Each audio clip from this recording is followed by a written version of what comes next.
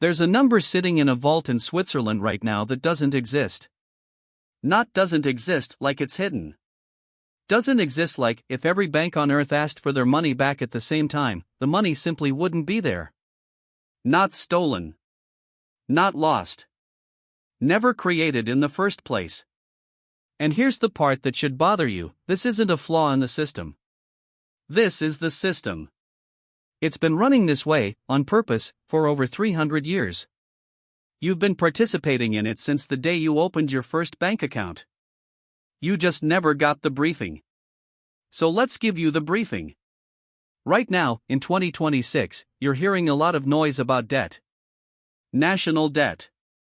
Credit card debt. Corporate debt sitting at levels nobody's ever seen. Central banks raising rates, then cutting them, then raising them again, like they're adjusting a thermostat in a house that's already on fire. And most explanations you'll find online treat debt like a disease. Something that infected a healthy economy.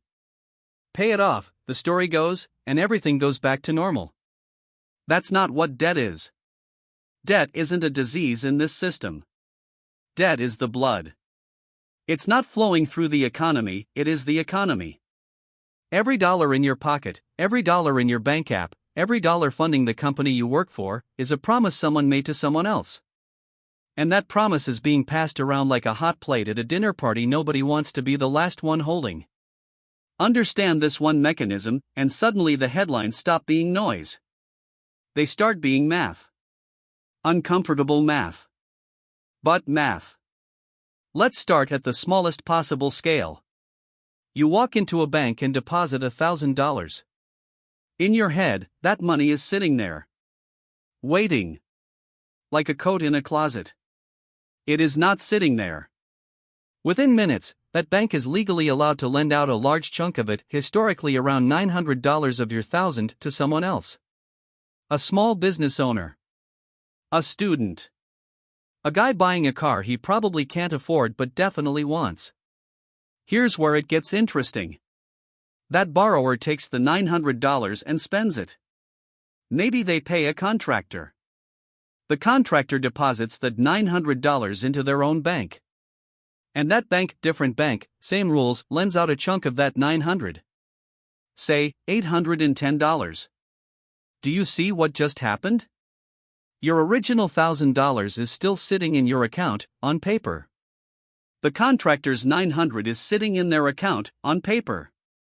And now $810 is out in the world being spent a third time. Same money. 3 places. At once. This isn't a magic trick. It's called fractional reserve banking, and it's been the backbone of modern finance since the 1700s. Banks only need to keep a fraction of deposits on hand. The rest gets loaned, deposited again, loaned again, deposited again, a relay race where the baton multiplies every time it changes hands. Economists have a clean term for this. They call it the money multiplier. I prefer a less comfortable phrase. Promise stacking. Because that's what's actually happening. Nobody created new gold. Nobody printed new bills for each step. What multiplied was trust. The belief that when you walk up to the counter and ask for your $1,000 back, it'll be there. And most days, it is. Most days, only a small percentage of depositors want their money at the same time, so the system holds. The plates keep spinning. But the system was never built for most days.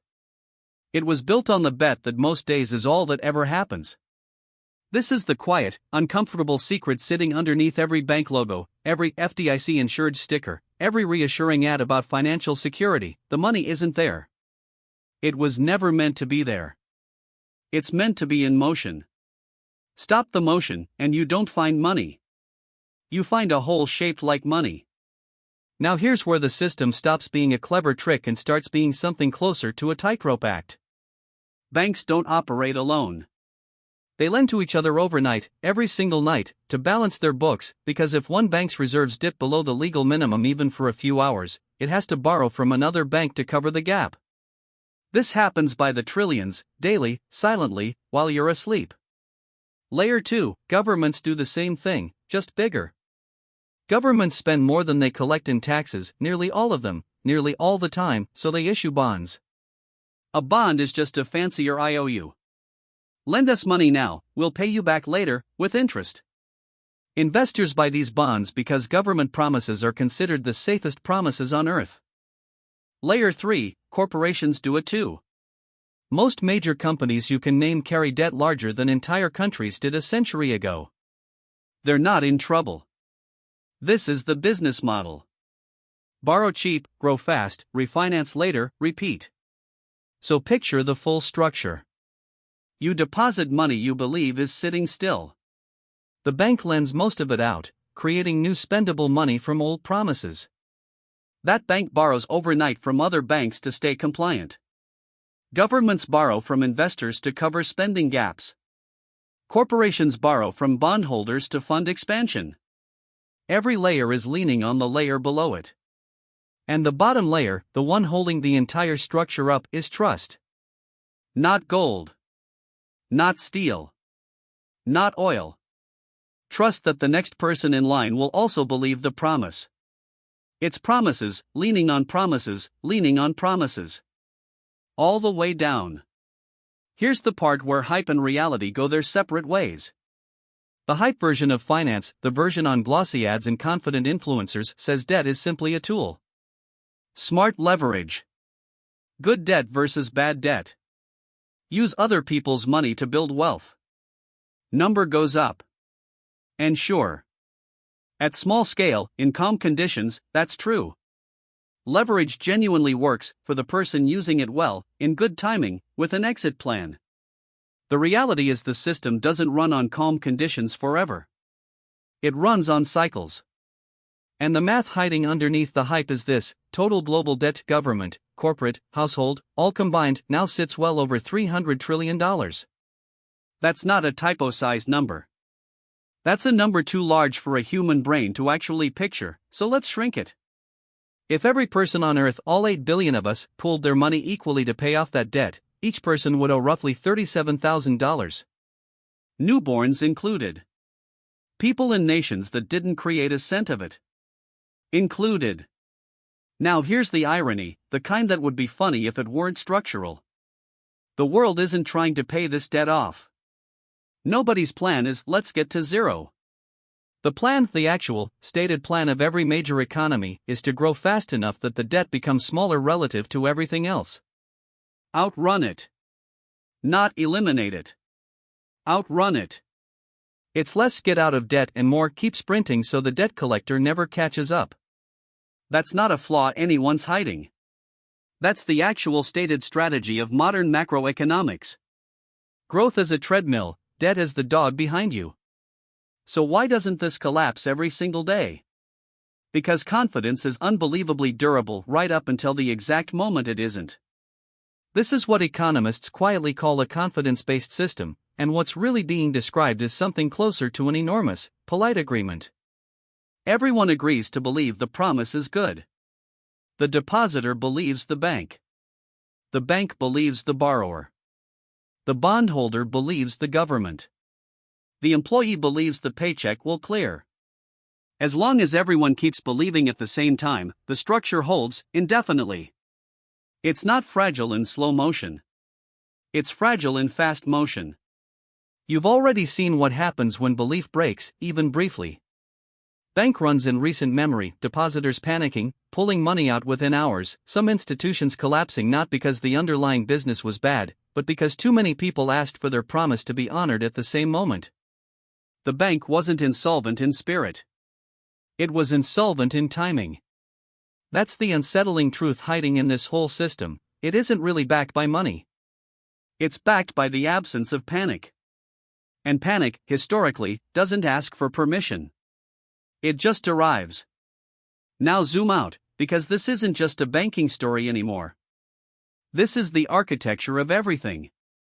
Your salary depends on your employer's access to credit. Your employer's growth depends on investor confidence. Investor confidence depends on interest rates set by a handful of officials in a room you'll never enter. Those rates depend on inflation data. Inflation depends on consumer spending. Consumer spending depends on your paycheck. It's a closed loop, dressed up to look like an open system. And every layer of that loop is, again, a promise. Your salary is your employer's promise. Your employer's credit is the bank's promise. The bank's reserves are the government's promise. The government's currency is backed by, and this is worth sitting with, nothing physical at all. Not since the early 1970s, when the last major currency cut its tie to gold. Since then, money has been backed by exactly one thing: confidence. In ink. On paper. In code. On a server farm somewhere. Here's the absurd part, the part that should genuinely unsettle you a little. We built the most complex, interconnected financial machinery in human history, and at the absolute foundation of it, underneath the regulators, the central banks, the trillion-dollar markets, there is no vault of gold holding it up. There's a story. A really, really good story, that almost everyone agrees to keep telling. So what happens when the story gets harder to tell? That's the real risk on the table right now. Not a single crash. Not one dramatic headline morning. The risk is erosion, a slow loss of faith in the promise itself. Higher debt loads make promises more expensive to keep. Aging populations in major economies mean fewer new workers paying into systems built on a growing base of trust. Currencies competing globally for the title of most trusted IOU on earth, because that trust is the actual resource being fought over, more than oil, more than chips, more than land. This is why you'll keep hearing the word confidence in financial news, over and over, almost like a heartbeat monitor. Consumer confidence. Investor confidence. Confidence in the dollar. Confidence in the bond market. Nobody's measuring gold reserves anymore. They're measuring belief. And belief, unlike gold, doesn't sit quietly in a vault. It moves. It can leave a room before anyone notices the door was open. So here's where this leaves you, holding a stack of promises in your wallet that you call money. The system isn't a scam, it never claimed to be backed by something solid. It's something stranger and arguably more impressive. It's a machine that runs entirely on agreement. Billions of people, institutions, and governments, all silently nodding along to the same story, every single day, without ever holding a meeting about it. It's worked, in some form, for centuries. It may keep working for centuries more. But every dollar you hold was never really yours to keep still. It's a relay baton, mid-air, between someone who trusted you and someone you're trusting in return. So the question worth sitting with isn't whether the system will fail. It's this: when the next moment of doubt arrives, and history says it always eventually does, will you be the one holding the baton, or the one who already passed it on?